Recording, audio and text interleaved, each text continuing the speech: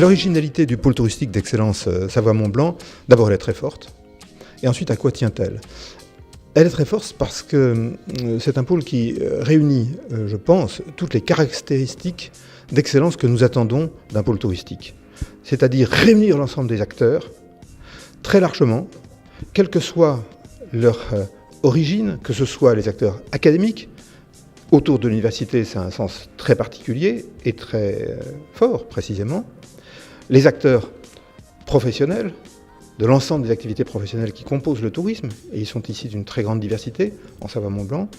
Et enfin, les élus, les responsables territoriaux de toute nature qui travaillent auprès d'eux et qui assurent précisément la dimension démocratique d'un tel pôle. Donc c'est un premier élément d'originalité, c'est cette composante extrêmement forte, diverse et néanmoins cohérente.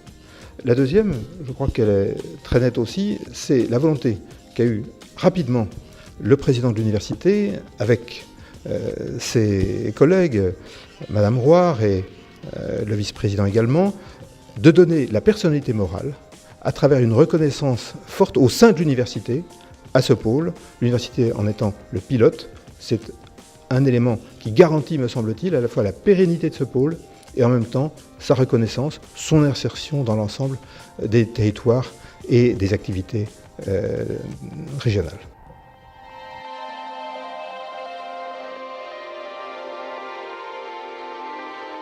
Le pôle touristique Savoie-Mont-Blanc est véritablement l'illustration, une excellente illustration de la politique de l'IFT et du développement des pôles que nous avons engagés depuis plusieurs années.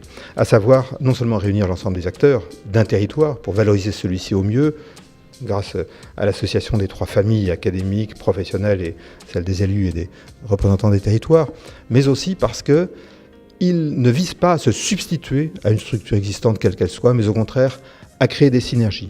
Et des synergies qui peuvent se développer autour de projets. Nous sommes donc là dans l'action, et une action fondée sur la réflexion, sur la capacité de recherche et d'innovation, qui peuvent être pleinement valorisées à travers la composition même de ce pôle.